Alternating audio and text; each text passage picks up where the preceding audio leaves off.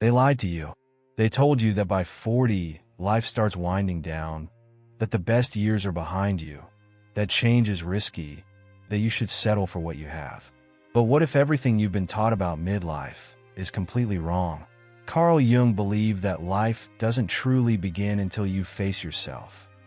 Not the version of you shaped by society, but the one buried beneath expectations, responsibilities, and the constant need for external validation. Midlife isn't a crisis. It's an invitation, a turning point. And if you know how to navigate it, it can be the most liberating experience of your life. Think about it. Why do so many people at this stage suddenly feel restless? Why do executives abandon six-figure careers? Why do long-term relationships fall apart? Why do people who once seemed successful admit they feel empty? It's because the mask, the persona, starts to crack. The old identity no longer fits, and the unconscious demands to be heard. This isn't failure. It's the awakening that Jung spent his life studying. And those who embrace it, they don't just survive midlife. They reinvent themselves entirely. Psychological growth, individuation, and self-actualization. This is what midlife is truly about. But here's the catch. Transformation isn't automatic. Most people resist it, numbing themselves with distractions, clinging to what's familiar. That's why so many feel stuck. But you're here. You're asking the questions. And in the next few minutes, you'll learn why this stage of life holds more potential than any before it. If you have the courage to let go, step into uncertainty, and finally claim the freedom that's been waiting for you all along. Midlife as an awakening, not a crisis. Somewhere around midlife, something shifts. It's not just another birthday or a creeping sense of nostalgia. It's a turning point, a call to step beyond the persona that's been carefully crafted over decades. Society loves to label this as a midlife crisis, as if it's some kind of existential emergency. But the truth? It's an awakening. The unconscious stirs, whispering that external validation no longer satisfies. The career, the possessions, the neatly curated identity, none of it seems enough anymore. And that discomfort? That's the signal that deeper self-discovery is waiting. This phase isn't about losing control. It's about letting go of the illusion of control. The ego resists, clinging to old definitions. But beneath the surface, something profound is unfolding. Carl Jung saw this as the beginning of individuation, the process of integrating the shadow, the parts of ourselves we've ignored or repressed. It's no longer about who you were told to be, but about discovering who you actually are. And let's be honest, that's terrifying. But it's also exhilarating, because meaning, purpose, and fulfillment aren't found in the roles we play, but in the truth we uncover. So, what does this actually look like in real life? It's the executive who suddenly questions whether the job they chased for 20 years aligns with their soul. It's the parent who realizes they've spent so much time raising children that they've forgotten to raise themselves. It's the artist who put down the brush to pay the bills, and now aches to pick it back up. Midlife is a moment of clarity, a rupture in the script, a chance to rewrite the next act with authenticity. And that's where the real work begins, unpacking the persona that got you here and understanding its limitations. The role of persona and its limitations. From childhood, we learn to wear masks. Society, family, culture, they all shape the persona, the socially acceptable identity we craft to fit in. It's not inherently bad. In fact, it's necessary. The problem arises when we mistake the persona for the self, becoming trapped in roles that no longer serve us. Midlife forces the question, who am I beyond the expectations? The corporate warrior, the perfect spouse, the responsible provider. These roles might have provided external validation, but they don't necessarily lead to fulfillment. And when the cracks in the mask begin to show, it's easy to feel lost. The truth is, the persona is a survival tool, not a reflection of authenticity. It's the carefully curated LinkedIn profile, the polite small talk at social gatherings, the script we follow to avoid rejection. But at some point, the weight of maintaining it becomes exhausting. This is why midlife transitions can feel unsettling. The unconscious demands attention, forcing us to acknowledge parts of ourselves we've denied, passions we've ignored, emotions we've buried, truths we've avoided. And this is where Jung's concept of individuation comes in. The process of integrating not just what we show to the world, but what we've hidden from it. Think of the musician who set aside their art for a real job, only to feel a deep sense of emptiness decades later. Or the lawyer who pursued success, but secretly longs for a quieter, more meaningful life. These are not failures. They're signs that the self is ready to emerge. Letting go of the persona doesn't mean abandoning responsibility. It means aligning who you are with what truly matters. And that means facing what lies beneath, the shadow, the repressed parts of the psyche that hold the key to real transformation. Individuation and integration of the shadow. If midlife is an awakening, then individuation is the path forward. Carl Jung described it as the lifelong process of integrating the unconscious, embracing not just the polished image we present to the world, but also the shadow, the parts of ourselves we suppress. The traits we reject, the emotions we deny, the fears we refuse to face, they don't disappear.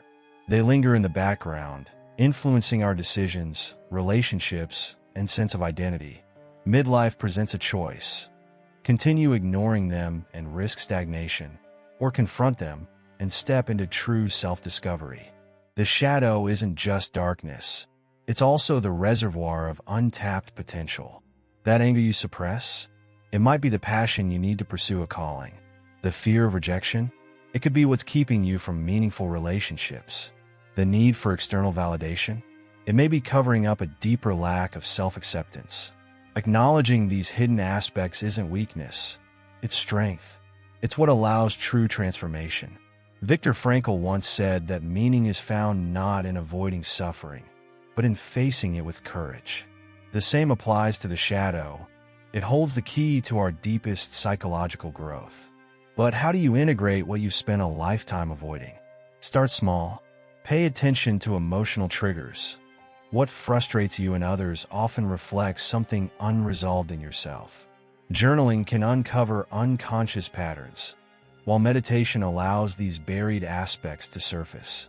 Books like The Inner Work by Matt Licata or Jung's Own Memories, Dreams, Reflections can provide insight. The goal isn't perfection, it's integration, finding balance between the conscious and unconscious.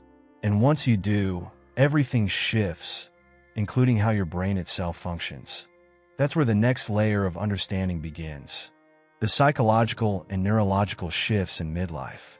Science is finally catching up to what Jung understood intuitively. Midlife isn't just a psychological shift, it's a neurological one too.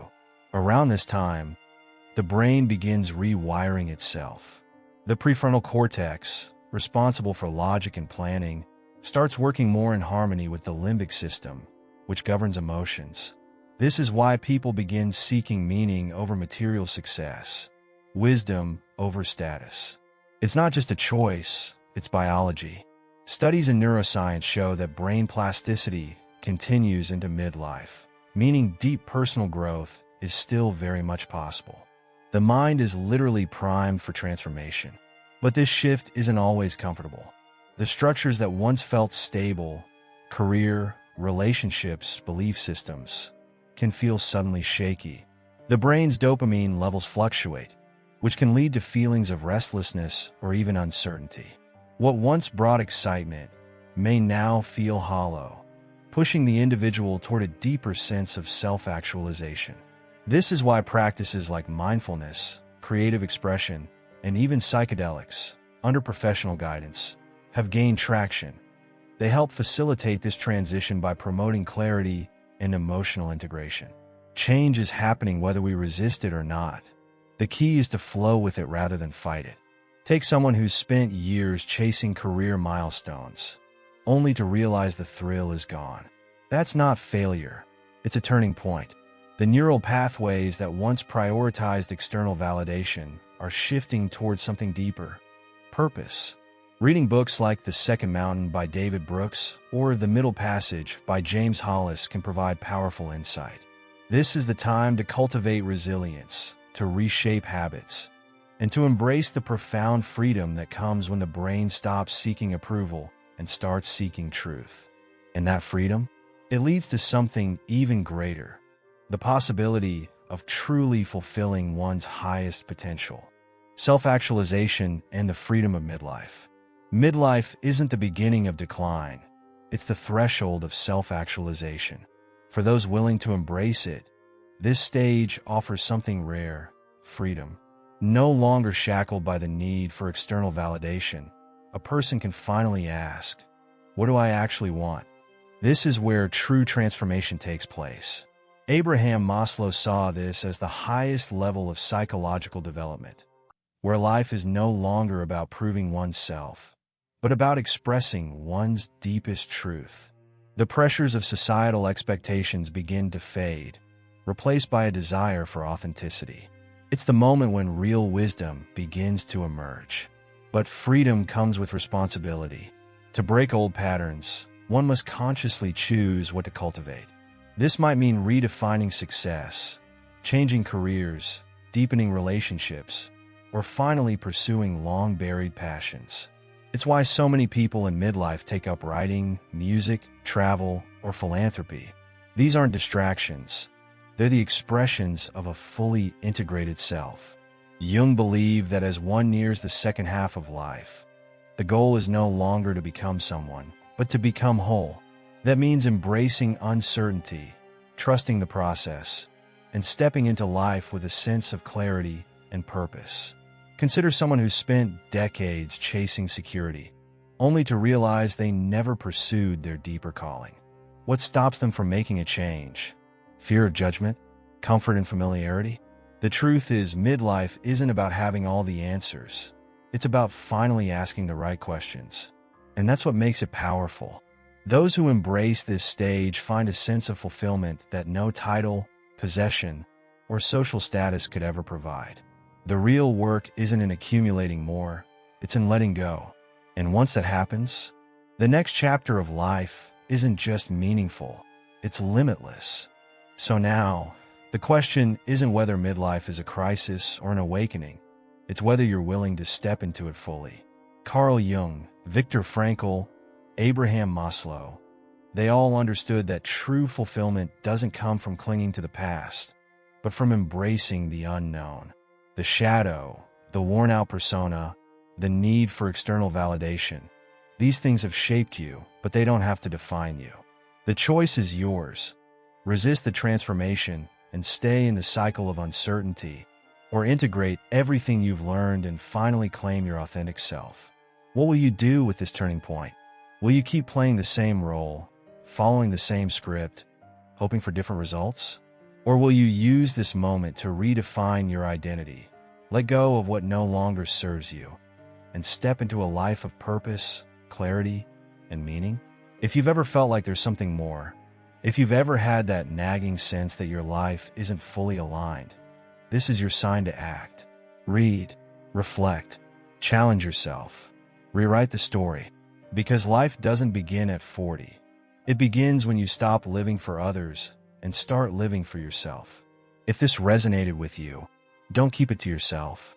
Subscribe to the channel, turn on notifications, and stay with us as we keep exploring these powerful ideas.